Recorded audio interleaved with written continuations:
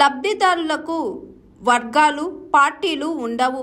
ప్రభుత్వం నిర్దేశించిన అర్హతలుంటే వారికి లబ్ధి చేకూర్చాలి. ఇది భారత రాజ్యాంగం కల్పించిన హక్కు. కానీ చంద్రబాబు ఆయన కేబినెట్ అంతా రాజ్యాంగ ఉల్లంఘనకు పాల్పడుతున్నారు అని శాసన మండలి విపక్ష నేత బొత్స సత్యనారాయణ అన్నారు. రాజ్యాంగం తాలూకా స్పిరిట్ ఏదైతే ఉందో దాన్ని మీ ప్రభుత్వంలో అమలు జరిపేటట్లు చూడండి అని చెప్పి వారికి రికమెండేషన్ ఇచ్చాం. సాక్షాత్తు మీ పత్రికలన్నీ కూడా చూశాయి, టీవీలో అన్నింటిలో కూడా రాశారు. రీసెంట్గా ఈ మధ్య ముఖ్యమంత్రి గారు నెల్లూరు వెళ్ళి గంగాధర్ నెల్లూరులో ఆయన మాట్లాడిన మాటలు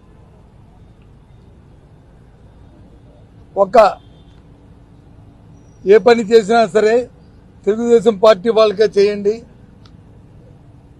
వైసీపీ పార్టీ వాళ్ళకి చేయొద్దు, చేస్తే పాముకి పాలు వేసి పోషించినట్టే. కాబట్టి ఆయన చెప్పిన వర్కర్స్ చెప్పిన నేపథ్యం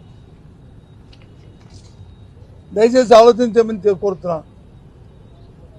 ఎవరైనా బెనిఫిషరీ ఉంటే బెనిఫిషరీకి పార్టీలు ఉండవు, బెనిఫిషరీకి వర్గాలు ఉండవు.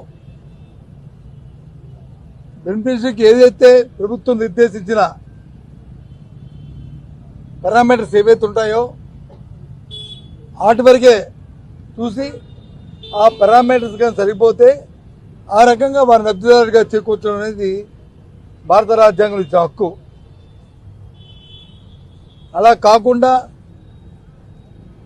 ఆయన ప్రమాణ స్వీకారం చేసిన ఓతికి దానికి వ్యతిరేకంగా చట్టాన్ని చేతిలో తీసుకుంటూ కాన్స్టిట్యూషన్ వైలేషన్కి పాల్పడుతున్నారు చంద్రబాబు నాయుడు గారు, ముఖ్యమంత్రి గారు, వారి తాలూకా కేబినెట్ అంతా కలిపి వారితో పాటు బ్యూరోక్రసీ మొత్తం అందరూ కూడా ఈ విధంగా వారి పరిపాలన సాగుతుంది. కాబట్టి మీ ప్రభుత్వంలో మీ ఇంటర్వెన్షన్ అవసరం గవర్నర్ గారు అని చెప్పి వారికి ఈరోజు మేమందరం నిర్ణయించుకున్నాం. ఎప్పుడు కూడా దేశ చరిత్రలో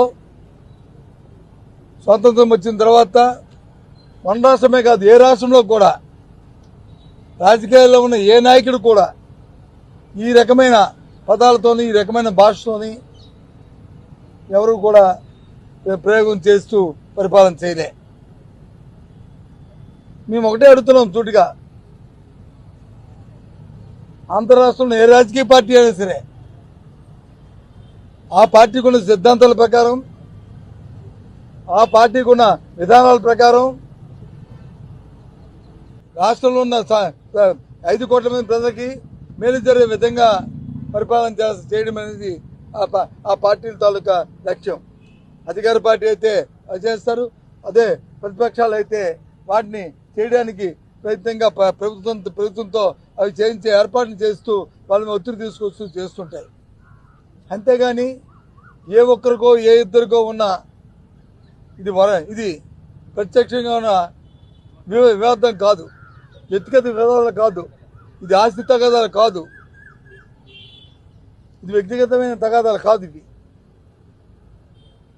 ఆ ఫండమెంటల్ వాల్యూస్ని పక్కన పెట్టి, ఆ ఫండమెంటల్ ఇష్యూని పక్కన పెట్టి ఇవాళ ఈ రకంగా మాట్లాడడం అనేది, రాజ్యాంగ భద్రైన వ్యక్తులు మాట్లాడడం అనేది చాలా దురదృష్టకరమైన విషయాన్ని మరి గవర్నర్ గారి దృష్టికి తీసుకొచ్చాం. కాబట్టి ఇక్కడ ఉన్న మీ ద్వారా కూడా ఈ విషయాన్ని మీకు తెలియజెప్తూ రాష్ట్ర ప్రజానికానికి అందరూ కూడా ఆలోచించమని కోరుతున్నాను. ఇది ధర్మమా? పేదవాడికి వచ్చి పార్టీ అంటగొట్టి వాడికి ఇబ్బంది పెట్టడం అనేది న్యాయమా?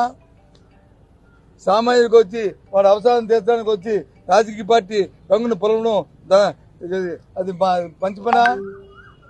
ఇది కాదనే విషయాన్ని మీ ద్వారా చెప్తూ ఏది అయినప్పటికీ ఇన్ని మాటలు చెప్పినా ఇన్ని చెప్పినా మేము ఒక ప్రతిపక్షంగా వైఎస్ఆర్సీ పార్టీ మా ధర్మాన్ని మేము నిర్వర్తిస్తూ ఎన్ని అయినప్పటికీ కూడా మేము పోరాటం చేస్తూ ఈ రాష్ట్రంలో సామాన్య ప్రజల తాలూకా, రైతుల తాలూకా, రైతు కూలీ తాలూకా మనుగడే ముఖ్యంగా ప్రభుత్వం ఇచ్చిన హామీల్ని, ప్రభుత్వం చేస్తున్న హామీల్ని నెరవేర్చే దిశగా వాళ్ళ మీద ఒత్తిడి తీసుకొచ్చి వాళ్ళ మెడలు వంచే కార్యక్రమాలు చేయించడానికి మా ప్రయత్నం చేస్తుంటాం.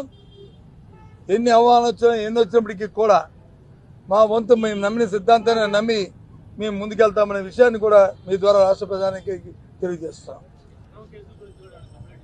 ఏంటండి అక్రమ కేసుల గురించి ఇంతకు ముందే అంతమంది ఇచ్చాం, చూస్తున్నాం. రోజు కూడా అక్రమ కేసులు పెట్టడం, వైసీపీ కార్యకర్తల మీద, నాయకుల మీద, యాక్టివిస్టుల మీద, లేకపోతే జర్నలిస్టుల మీద, సంబంధం లేని పార్టీ లేని జర్నలిస్టుల మీద మీ మీద కూడా కేసులు పెడుతున్న ధైర్యం చూస్తున్నాం. ఈ రకంగా చట్టాన్ని చేతిలో తీసుకుని పోలీసు వ్యవస్థతో ఏ విధంగా జూమ్ చేసి చూస్తున్నాం, ఆ విషయాన్ని కూడా గవర్నర్ గారి దృష్టికి తీసుకొచ్చాం. Hi, this is Swathi. Like చేయండి, షేర్ చేయండి, కమెంట్ చేయండి అండ్ సబ్స్క్రైబ్ చేయండి GRTV. Hi, this is Monica. Please like, share and subscribe GRTV.